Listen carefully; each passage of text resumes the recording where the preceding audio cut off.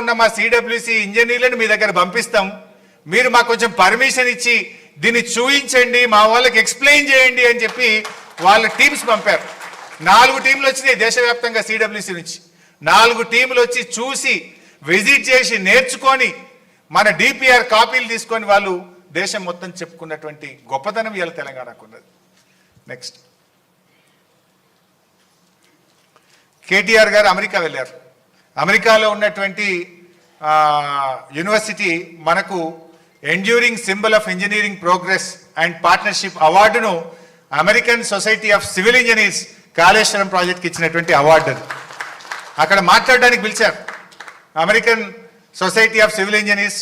ఈ కాళేశ్వరం గొప్పతనం గురించి అమెరికాలో వాళ్ళు గుర్తించి మీరు రండి, మీ రాష్ట్రం తరఫున వచ్చి మా దగ్గర మాట్లాడండి, ప్రాజెక్ట్ ప్రజెంటేషన్ ఇవ్వండి అంటే ఆ రోజు కేటీఆర్ గారు వెళ్ళి ప్రజెంటేషన్ ఇవ్వడం, అక్కడ అందరు కూడా చప్పట్లతో మొత్తం హాల్ అంతా మారుమోగిపోయినటువంటి పరిస్థితి.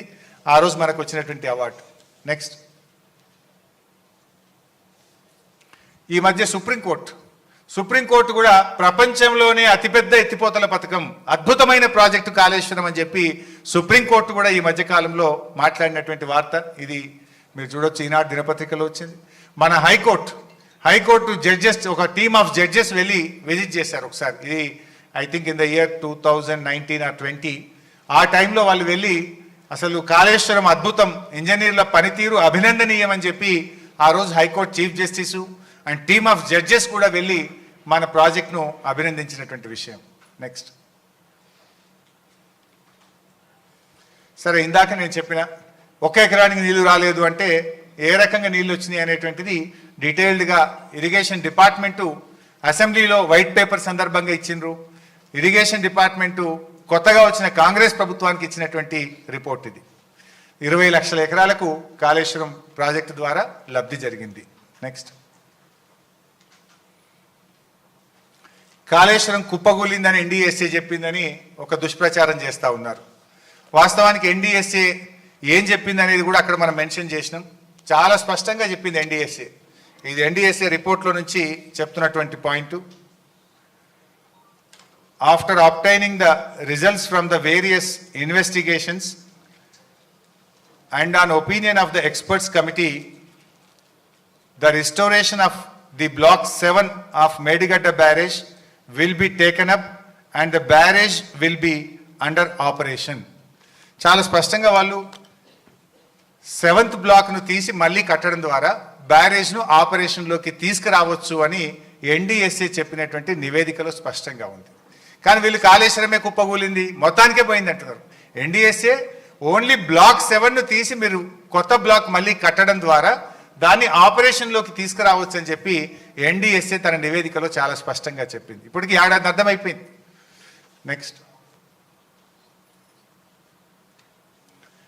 తర్వాత ప్రాజెక్ట్ నిర్మాణంలో నాణ్యత లేదు, డిజైన్లో లోపం ఉందని కూడా పదే మన మీద బురద జల్లే ప్రయత్నం చేస్తారు. కాళేశ్వరం ప్రాజెక్ట్ కట్టిన తర్వాత 2022వ సంవత్సరంలో గోదావరి నది 500 ఏండ్ల చరిత్రలో 500 years లో ఎప్పుడు రానంత వరద 29 లక్షల క్యూసెక్కుల వరదను తట్టుకొని ఆ మేడిగడ్డ బ్యారేజ్ నిలబడ్డది. నిజంగా డిజైన్ లోపం ఉంటేనో క్వాలిటీ లేకపోతేనో నది చరిత్రలో రానంత వరద, 500 ఏళ్లలో రానంత వరద 29 లక్షల క్యూసెక్కుల వరదను తట్టుకొని మేడిగడ్డ బ్యారేజ్ నిలబడ్డది.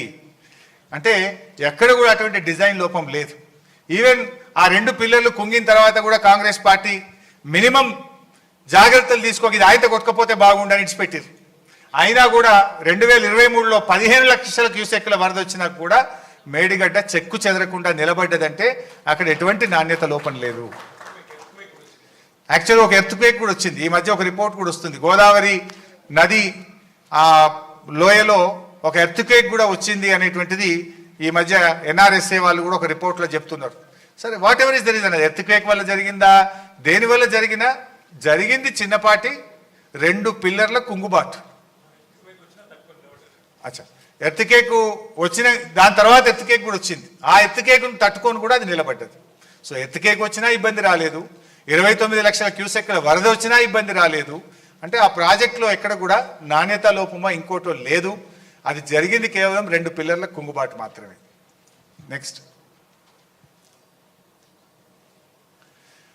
ఇక పదే పదే ఎలక్షన్ల ముందు రాహుల్ గాంధీ నుంచి మొదలుకుంటే రేవంత్ రెడ్డి దాకా 1,00,000 కోట్ల అవినీతి జరిగింది, 1,00,000 కోట్ల అవినీతి జరిగింది అన్నారు. అసలు బీఆర్ఎస్ హయాంలో మొత్తం ప్రాజెక్టు మీద పెట్టిన ఖర్చే 94,000 కోట్లు. ఇక 1,00,000 కోట్ల అవినీతి ఎడికలవుతుంది. అంటే ఎంత గోబల్స్ ప్రచారం చేసిండ్రు అనడానికి ఇది ఒక ఉదాహరణ. రేవంత్ రెడ్డికి పిల్లనిచ్చిన మామనే చెప్పిండు. ఆ వీడియో కూడా చూద్దాం. నెక్స్ట్ ఏం చెప్పిండో చూడండి ఒకసారి.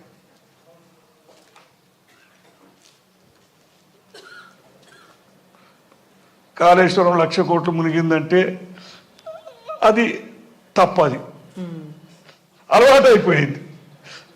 1,00,000 కోట్లు కుంభకోణం అనే కాడికి వచ్చారు. 1,00,000 కోట్ల ప్రాజెక్టు 94,000 కోట్లు ఖర్చు అయితే 1,00,000 కోట్ల కుంభకోణం ఎట్లయితుంది?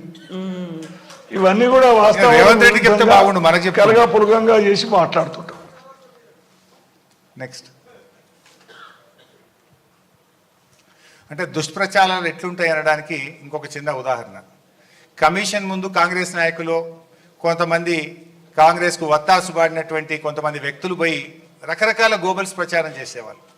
కమిషన్ ముందు మోవుడు, తెల్లారొచ్చి మీడియా ముంగట మాట్లాడు, తెల్లారి పేపర్లలో పతాక